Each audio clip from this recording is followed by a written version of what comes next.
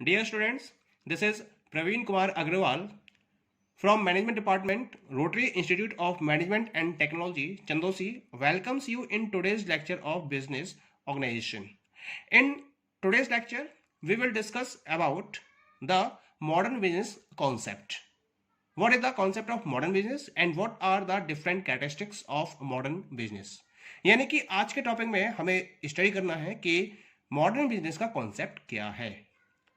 Previous lectures में हमने business के बारे में स्टडी किया था कि बिजनेस का कॉन्सेप्ट क्या होता है।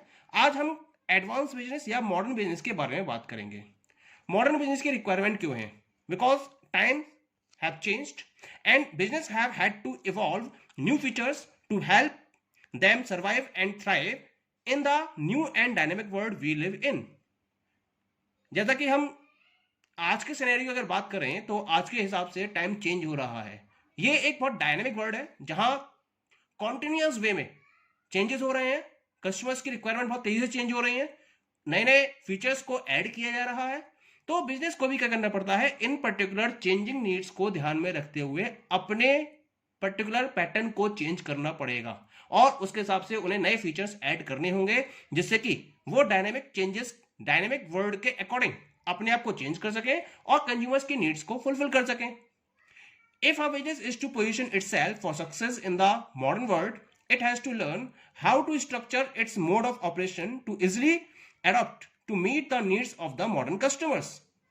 अगर लॉन्ग टर्म सर्वाइवल करना है कंपनी को इस मॉडर्न वर्ल्ड में, अगर सक्सेस गेन करनी है इस मॉडर्न वर्ल्ड में, तो उसे सीखना होगा कि वो किस तरीके से अपने मोड ऑफ ऑपरेशंस को या स्ट्रक्चर को इजी वे में फॉलो करे जिससे कि मॉडर्न कस्टमर्स की नीड्स को फुलफिल किया जा सके।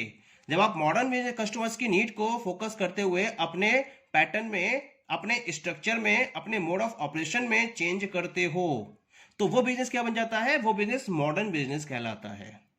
ओके, अगर हम लास्ट फ्यू डिकेड्स की बात करें तो जो मॉडर्न बिजनेस एनवायरनमेंट है उसमें बहुत ज्यादा चेंजेस आए हैं। उसकी शेप जो है वो बहुत ज्यादा चेंज हो चुकी है। It has become a business challenge for the managers to understand their changing business environment and formulate business plans and policies accordingly. यानी कि अगर हम पिछले कुछ टाइम की बात करें तो बिजनेस चैलेंजेस बहुत ज्यादा बढ़ चुके हैं और उन बिजनेस चैलेंजेस को समझना that is very important for any of the business manager, क्योंकि जब तक वो उन चैलेंजेस को अच्छी तरीके से नहीं समझ लेगा तब तक वो अपने बिजनेस में चेंज नहीं कर सकता। चैलेंजेस बहुत ज्यादा है तो उसके अकॉर्डिंग बिजनेस एनवायरनमेंट के चेंजेस को देखते हुए मैनेजर को अपने डिफरेंट टाइप के बिजनेस प्लान्स एंड पॉलिसीज को फॉर्मुलेट करना होता है। ओके, अगर मैं इसके फीचर्स की बात करूं then the following characteristics of the modern business environment has emerged. क्या क्या इसके फीचर्स हैं मॉडर्न बिजनेस के?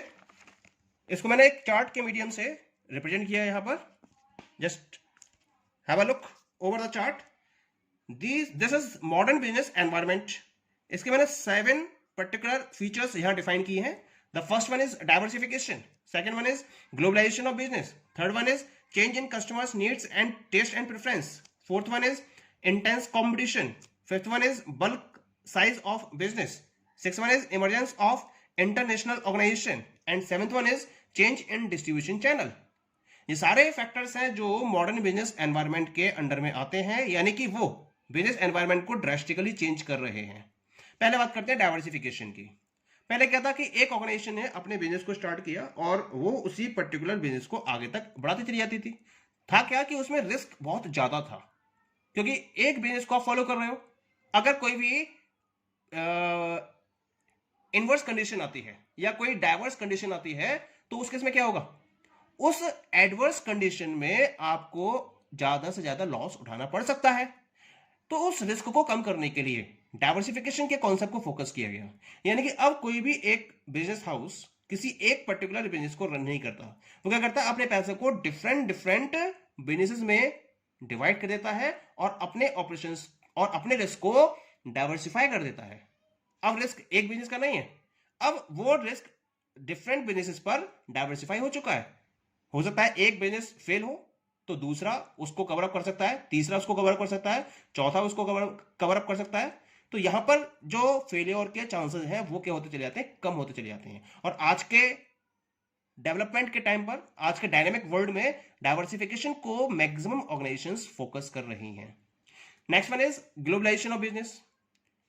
इंडिया में जब से एलपीजी कॉन्सेप्ट को फॉलो किया गया है, लिबरलाइजेशन, प्राइवेटाइजेशन और ग्लोबलाइजेशन, ये आया तो 1991 में था, लेकिन in the present scenario globalisation of business ने बिजनेस की पॉलिसीज को बहुत ज्यादा तेजी से चेंज किया है, क्योंकि ऑल ओवर वर्ल्ड से कंपनीज एक पर्टिकुलर कंट्री में अपने प्रोडक्ट को सेल कर रही हैं। इससे क्या हो रहा है, इससे मार्केट में कंपटीशन बढ़ रहा है। पहले कंपटीशन स्टेट लेवल पर हुआ करता था, लोकल कंपटीशन हुआ करता था, नेशनल कंपटीशन हुआ करता था, लेकिन अब कंपटीशन हो गया global.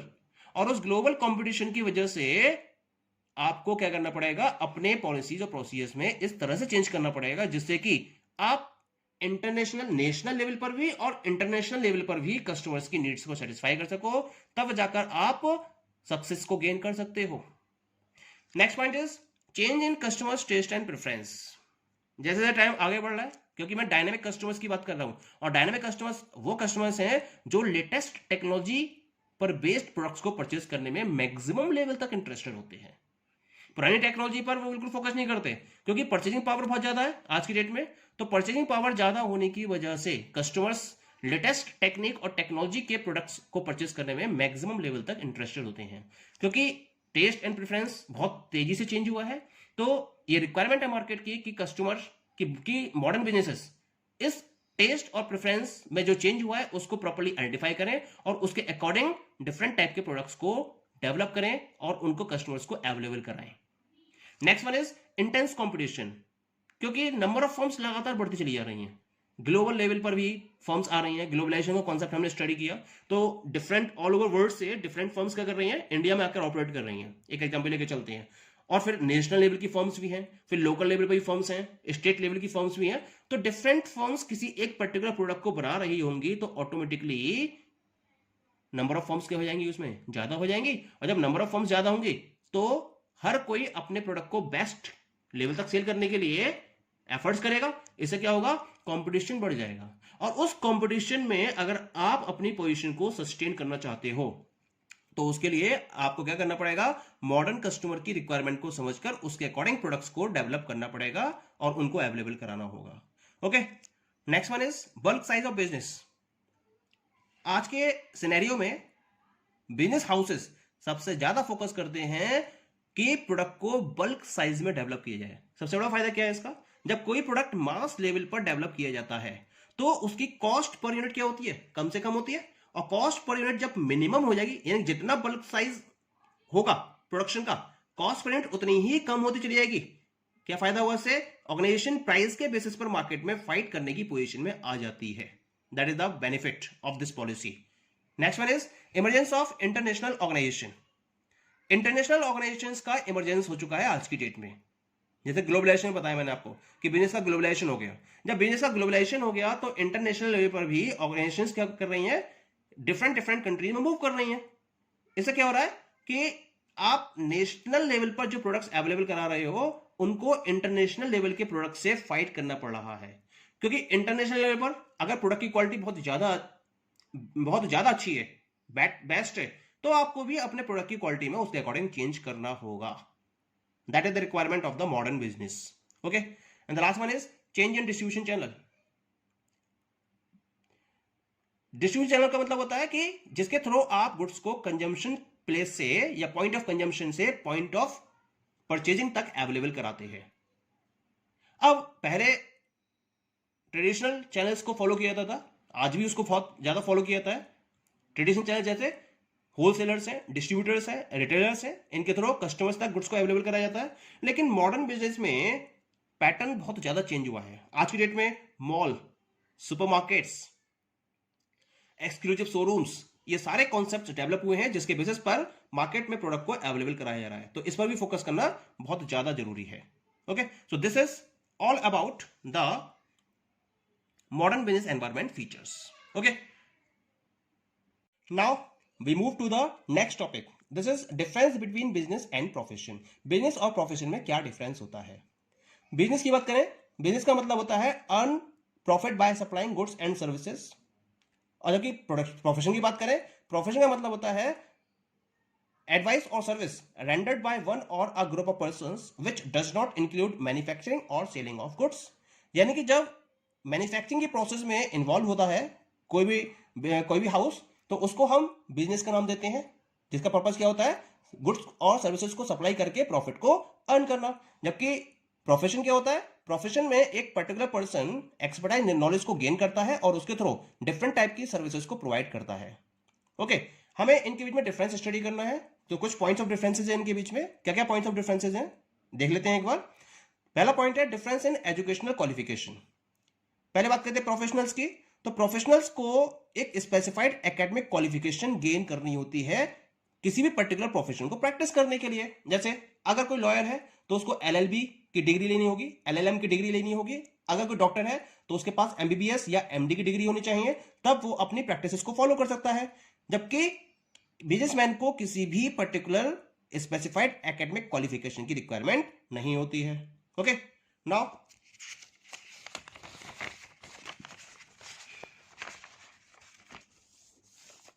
the second one is that is difference in the expert in the field। Expertise nature का डिफरेंस होता है।